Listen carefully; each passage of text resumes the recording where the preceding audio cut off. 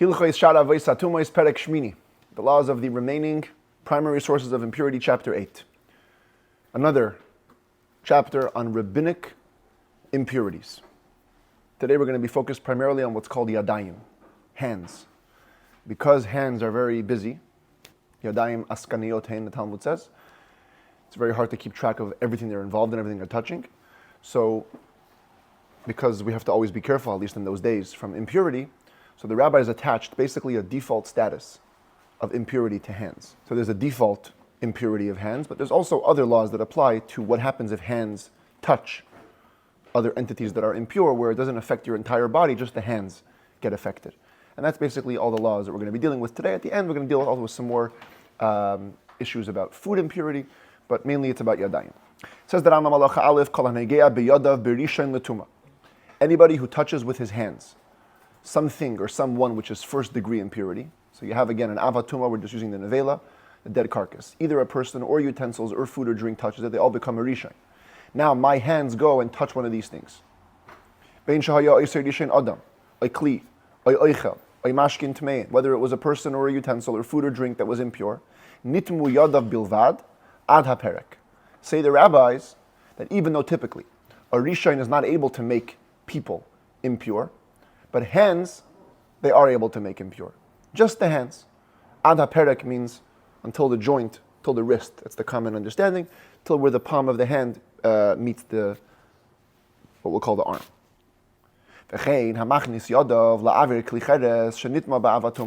Similarly, let's say you have a pottery jug, which became impure through an avatuma. Let's say a rodent dropped into the airspace of this pottery, so it became impure. Now you put your hands into the airspace of that pottery utensil. Or you put your hands into a home that had saras. So we learned in the laws of saras that if a home has saras, the whole home becomes impure. If a person walks in completely, he also becomes impure. So what happens if a person just puts his hands into the home? So the rabbi said, nitmu yadav, it makes his hands impure. This whole impurity of hands is a rabbinic imposition. And when we talk about the rabbinic decree about hands, hayadayim shniyos la'ilam. Whenever hands are impure rabbinically, they're always going to be at second level, at the level of sheni. It's impossible to have a situation where hands are going to be impure at the level of rishon. She'ein tumas anad lamidivreyam, because the whole impurity was made up, was imposed by the rabbis. Ukisha gazru tuma aleyan gazru sheyu kisheni l'tuma. And when they decreed that there should be impurity on them, they said, you know what, we're going to make it at a lower status of sheni. So, of course, in the first case that we mentioned, when you touch a rishon, it makes sense that you should become a sheni. The novelty is in this case with the tsaras, that a tsaras home is called an av hatuma. Typically what comes in contact with an av becomes a rishon. Nevertheless, sages over here said it skips a level. You put your hand in, it becomes only a sheni. Even the person who puts his hand into the home with tsaras only becomes a sheni.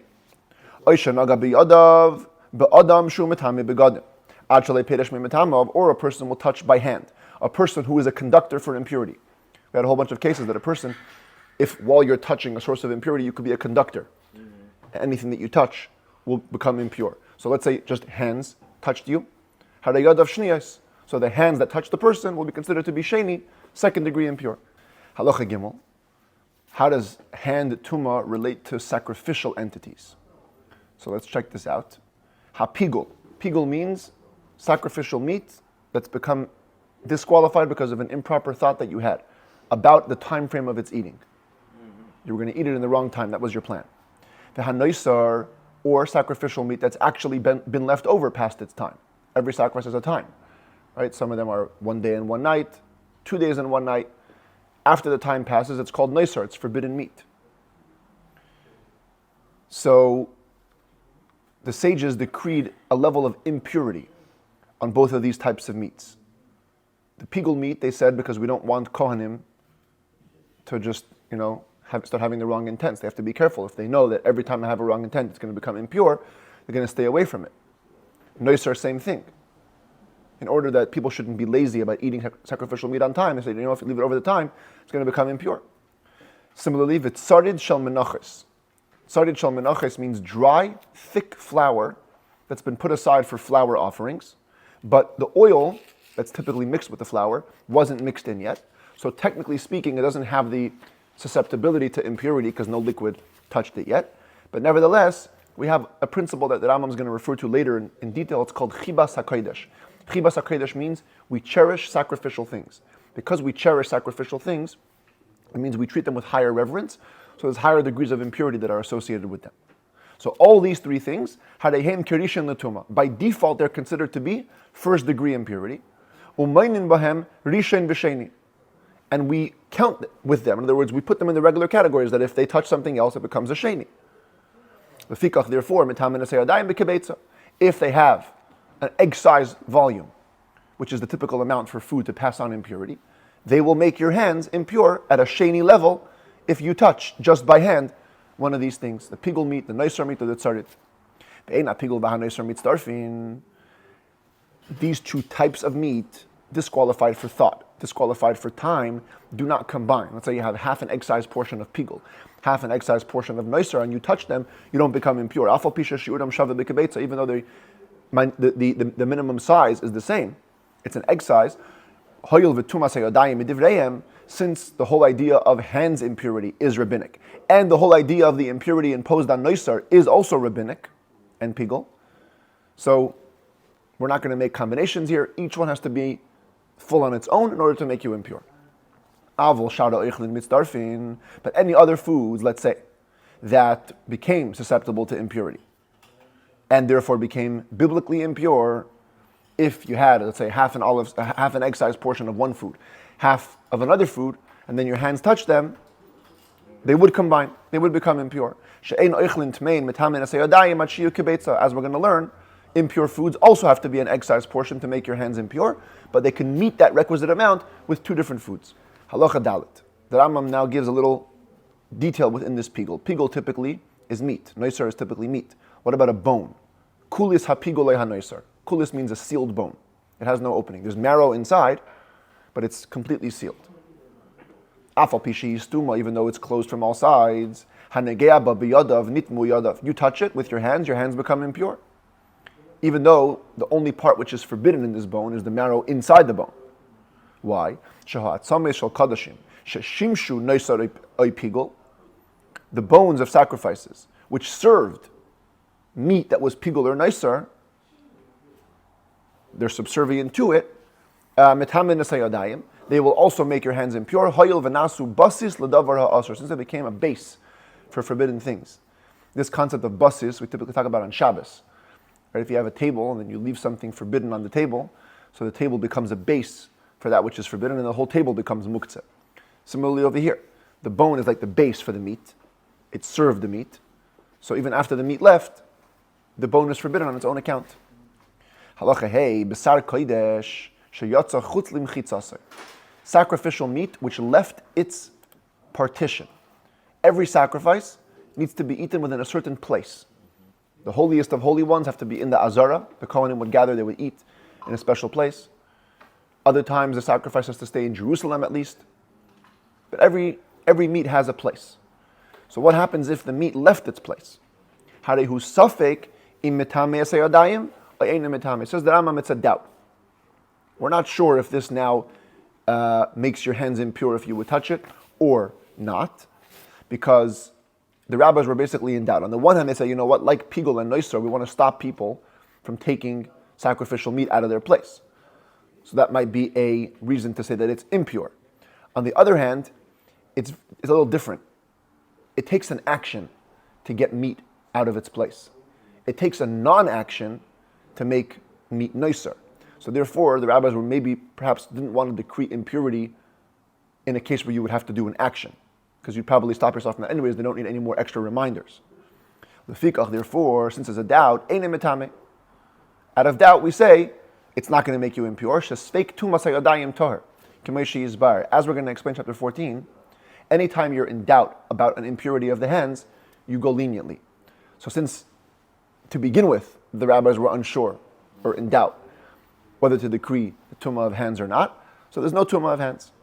If it's a unique type of sacrifice, the korban pesach, which has to be eaten in one home. Bebayit echad yachel, says the Torah. And it left the home. Harehu toher, this is not only a doubt, this is for sure pure.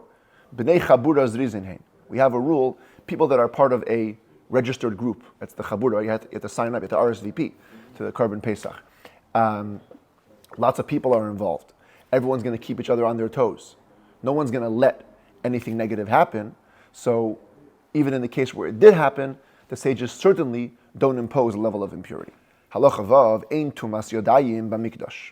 In the holy temple, the whole law of impure hands doesn't apply. Shebishah shegazru tuma le'yodayim legazru b'mikdash. Right, the rabbis have the authority to make decrees however they want. When they made the decree, they only made it outside the temple, not inside. Rather, what's the law? If somebody were to touch impure foods or any of the things that make your hands impure, whether you touched it in the temple or outside temple premises, and you came into the temple and touched sacrificial meat, your hands don't make them impure, which is a novelty, right? Because the typical way of thinking is that if I became impure in the temple, I don't become impure. But here you have a scenario where he actually became impure outside the temple. But once you enter the premises, you're safe. Your hands are safe. But if you would touch the sacrificial meat outside of the temple, no matter where your hands became impure, you would make the sacrificial meat impure, because it's not about where your hands became impure, it's about where you are at the moment of contact. In the temple premises is safe space, outside, unsafe space. Now, when you make kodesh impure, so the Rambam uses the word mitame.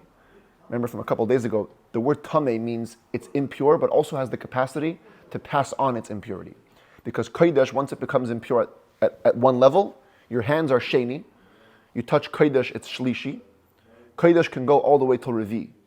So it will be able to actually transfer its impurity to one more level. Upaisa lesatruma. But for truma-related foods, it would only what's called disqualify them. Disqualify meaning makes it impure, but doesn't give it the power to transfer its impurity. Because if your hands are a sheni, that's where hands are always decreed to be, and they touch truma food becomes a shlishi, but truma food is not powerful enough to go past the shlishi, kameshi yizbar, as will be explained at length in chapter 11. Halacha zayin. Let's watch this case. Misha nitmes yadayachas v'naga ba'acheres.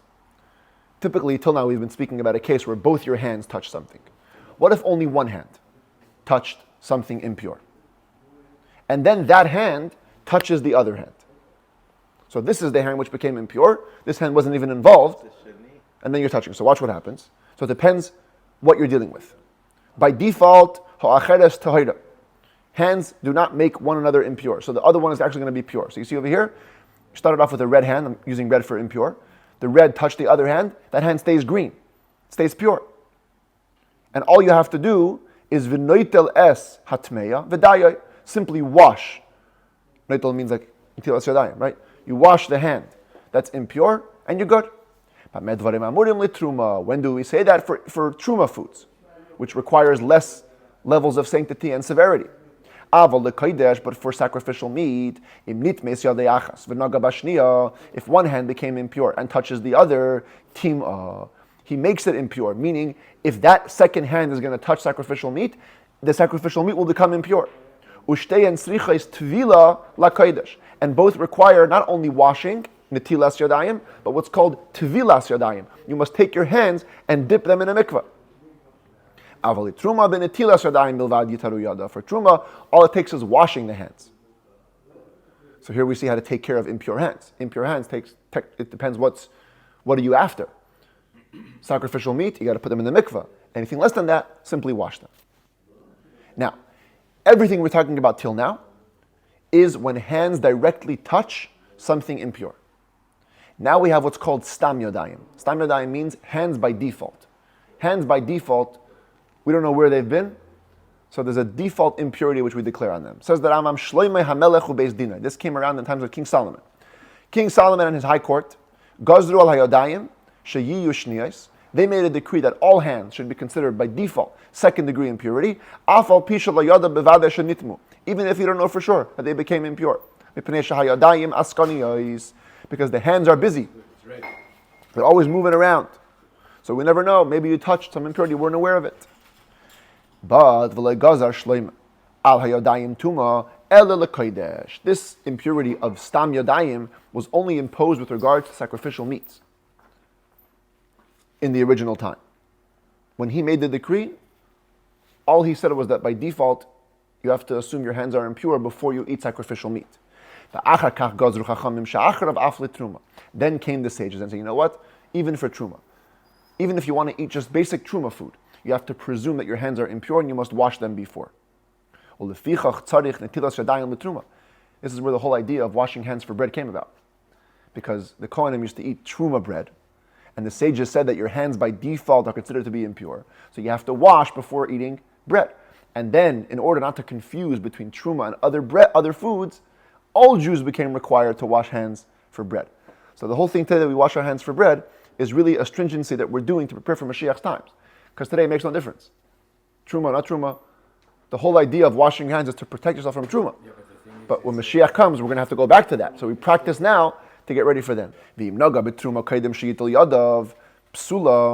So much so, said the rabbis, that this decree of requiring netilas yadayim, if you touch truma before you washed your hands, the truma becomes disqualified, and it could even be burnt. Mm-hmm. The rabbis will tell you have to burn the truma because of the impurity of the hands. Halacha tes, there's a workaround. What are we saying? If you want to eat truma by hand, you have to wash your hands. Netilas yadayim. However, lot adam es yadav b'mapa. Lot means you can cover. You can cover your hands with a cloth. You asked me before about gloves, right? Your hands could be covered. And you can absolutely eat truma without washing your hands. That's why we cover That's why we cover the bread? No, cover the bread is different. Cover the bread has to do with embarrassment of the bread when we make kiddush. But I'm saying, technically speaking, today most rabbis will advise against it, just so that you don't get into the habit of not washing your hands for bread. But technically, by dry law, if you had gloves and you made sure that your hands didn't touch any speck of the bread, you could eat it without washing your hands, as they did it in those days. But if you have some regular food that you're trying to guard and you're trying to keep it pure enough to meet the standards of sacrificial meat, or they're being guarded at the standard of truma, those you shouldn't do that with. You shouldn't put your hand in a cloth and then start eating it. And since anyways it's chulin, there's a lot of worry that you might come to touch it. This is also why even today you're dealing with chulin bread. Better don't use the cloth method. Actually wash your hands and that's it. Halacha yod hoyil v'hayadayim shniyos. Let's take into account now what we know. Yodayim, hands are considered to be sheni level. By default, hands are sheni. Now what did we say yesterday? Special law about liquids. Liquids, whenever they become impure, they jump up to the level of rishon. They'll always be considered at first degree. So watch what happens. Funny enough, im nagu b'mashkin asu oisan tchila. These hands are a sheni. They can touch liquid and they'll make it more impure than themselves, because liquid will jump to being a rishon. V'im nagu mashkin elu. And if these liquids will then touch ba'ichl and other foods, oisan sheni, then the chain will continue to make them into a sheni. V'im nagu b'mashkin elu acherim. If these liquids will touch other liquids, oisan elu oisam tchila, they'll make them back to being a rishon. Because liquid always stays at the level of rishon, no matter how many steps away you go. However, if these liquids only became impure because of the hands, they will not have the severity we mentioned yesterday about liquids of being able to make utensils impure. That not. Since the whole source of your impurity is hands, which is to begin with a lower level of impurity, we're not going to let you become a conductor to go to kelim as well.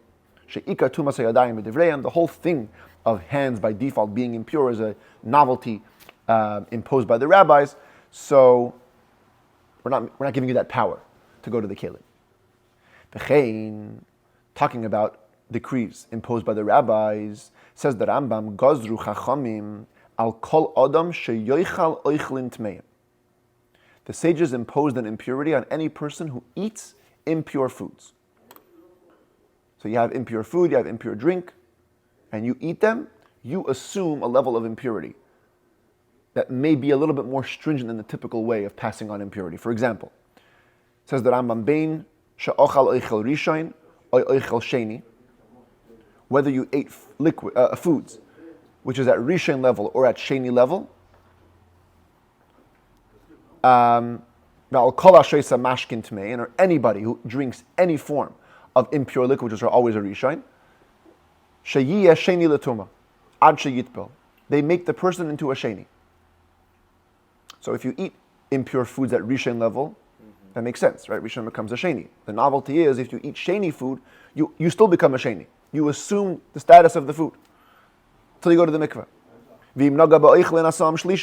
If you would touch other foods, you make them into a shlishi.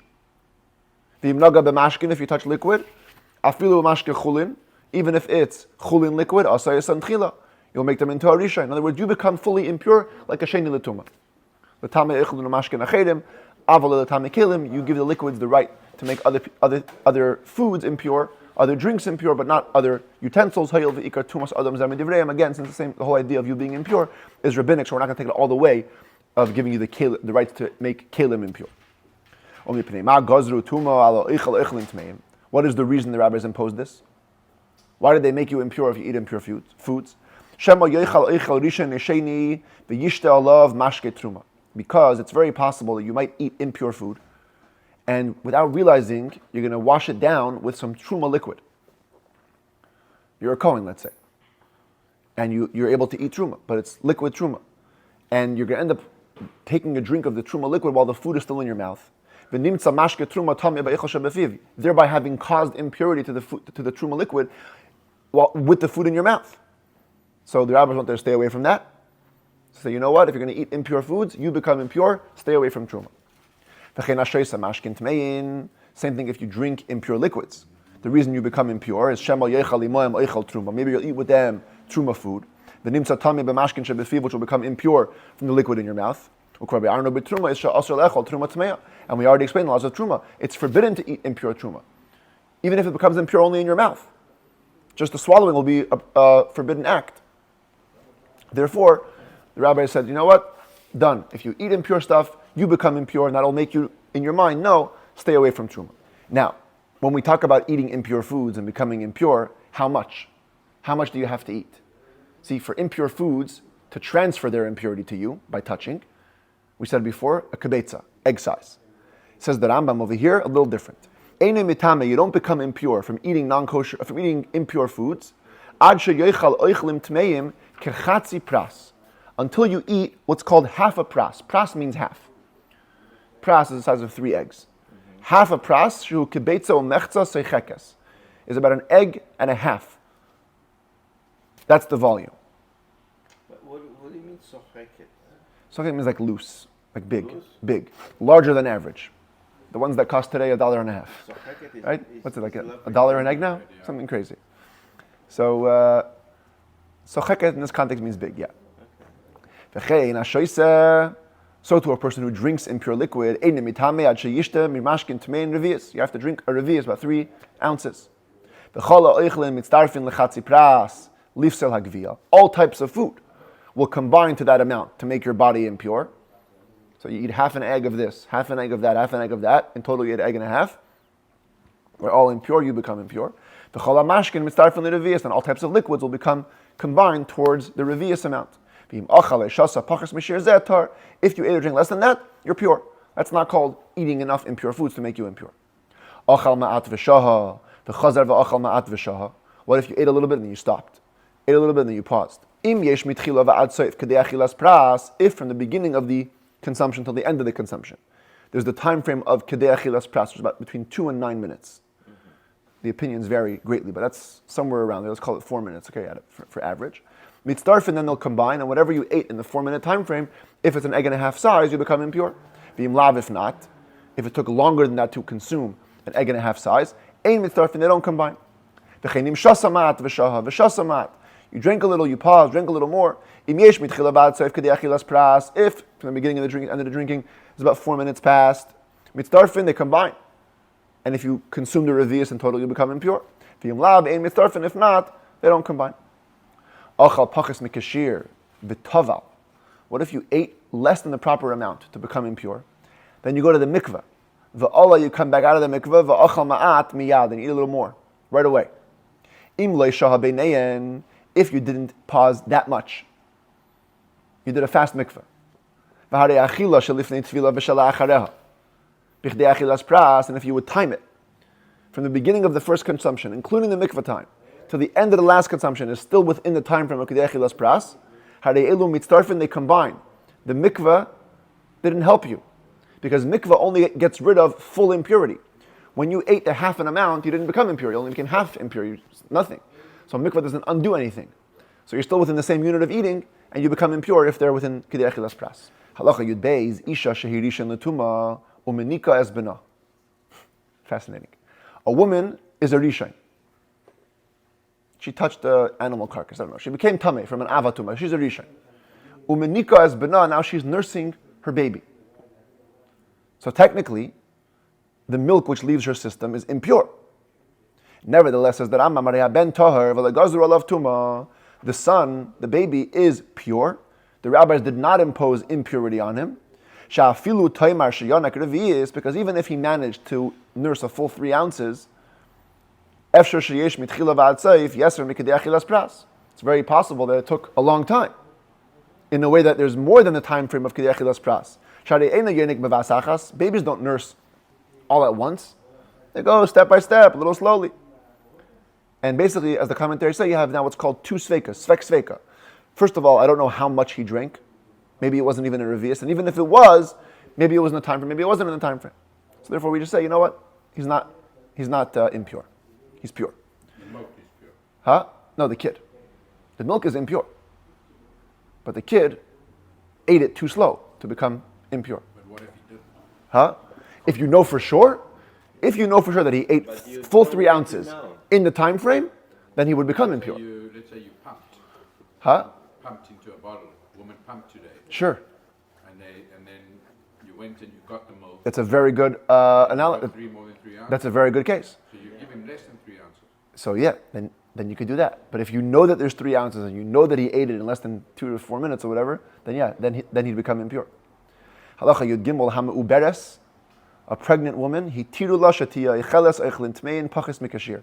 The rabbis allowed her to eat impure foods as long as they're less than the requisite amount. The afal pishi icheles harba, even if in the end she eats a lot, nipnei asakana, because of danger. Could be that there would be a situation where that's all she has, and if a pregnant woman doesn't eat what they crave, there could be issues. No need for mikveh even, she's fully pure. Eat impure foods and she's fully pure.